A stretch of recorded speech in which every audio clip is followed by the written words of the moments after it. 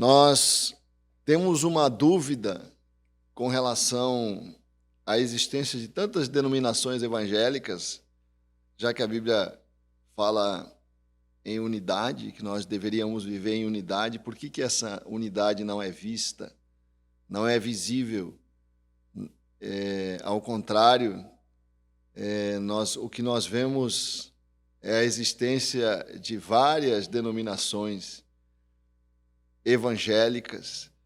Nós vemos a Bíblia falando, por exemplo, ali em Efésios, capítulo 4, que nós devemos fazer, no verso 3, diz, fazendo tudo para preservar a unidade do Espírito no vínculo da paz.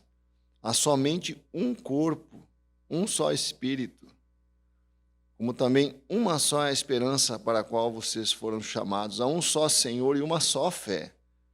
Um só batismo, um só Deus e Pai de todos, o qual é sobre todos, age por meio de todos e está em todos. Não é assim que parece, já que há tantas denominações, tantas igrejas, mas, na verdade, o povo de Deus é um só. Se nós pudéssemos dizer que, como nós aprendemos quando estudamos a igreja em teologia, há uma igreja invisível, que é o povo de Deus. Essa igreja é uma só.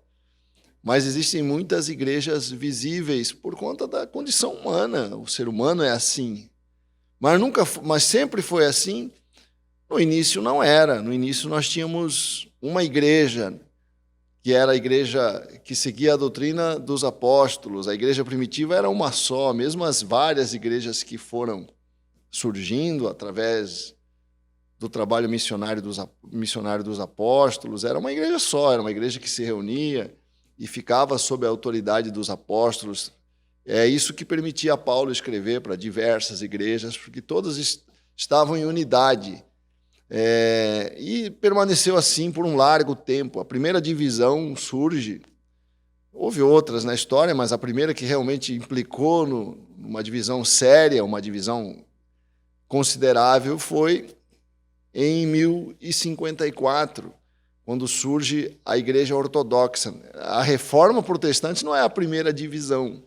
Na verdade, a Igreja Ortodoxa grega, que era uma igreja sediada em Constantinopla, onde hoje é Istambul, na época era a capital do Império Romano, que remanesceu depois da queda do Império Romano Latino. Remanesceu uma parte grega ali em Constantinopla. Ali tinha uma igreja católica que se separou da Igreja Católica Apostólica Romana. Não existia apenas a Igreja Romana, existia a Igreja Romana, existia a Igreja Ortodoxa. E em 1517 surge a Reforma Protestante, com as igrejas protestantes, que depois deram origem às igrejas evangélicas que temos hoje.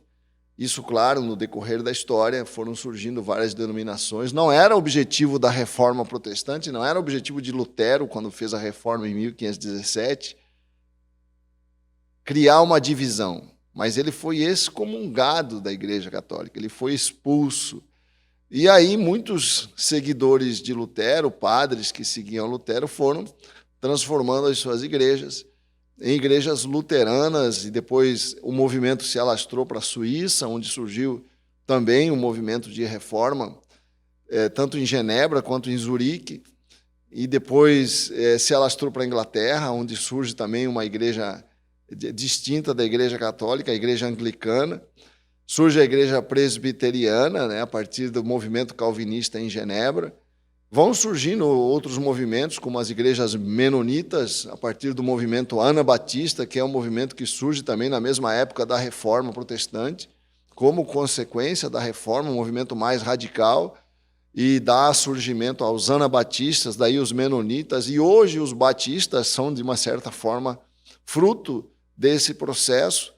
E já no início do século XX surge o movimento pentecostal, que são os movimentos de avivamento, que surgem no país de Gales, nos Estados Unidos, em Los Angeles, na Suécia, e vários lugares onde surgem movimentos de avivamento que dão lugar ao surgimento da as Assembleias de Deus, surgem as Assembleias de Deus, depois surge a Igreja Quadrangular e várias outras igrejas de caráter pentecostal, e assim vão surgindo denominações diversas, que nós podemos questionar se é o ideal, se não é o ideal, que o ideal seria a unidade, mas a realidade é essa, é a realidade visível. Pelo menos eu sempre penso, quando eu vejo algo que é imperfeito, nós somos imperfeitos, a igreja visível é imperfeita, não tem como não ser imperfeita,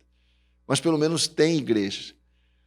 Às vezes as pessoas reclamam de certos comportamentos de cristãos que estão na igreja e que têm imperfeições nas suas vidas, e aí eu digo assim, mas pelo menos estão na igreja, pelo menos estão seguindo ao Senhor, é melhor do que estar no mundo. Existem muitas igrejas, o ideal é que fosse uma unidade, mas pelo menos existem igrejas que estão pregando a palavra, como diz o apóstolo Paulo. O importante é que a palavra de Deus seja pregada, ainda que não seja da forma perfeita, ainda que não seja da forma ideal. Quando a gente quer muito o ideal, a gente perde de desfrutar o que nós já temos. Graças a Deus existem as igrejas que estão aí pregando a palavra de Deus, algumas imperfeitas, outras mais imperfeitas, mas a palavra do Senhor está sendo pregada, o evangelho está sendo transmitido, e isso que é importante. E na próxima, surgiu uma pergunta aqui, já bem afastada desse assunto, que nós vamos responder no próximo programa, que eu sei que você deve ter essa curiosidade também. A cremação. Como é que é a posição cristã, qual que é a postura bíblica em relação à cremação? Pense e creia.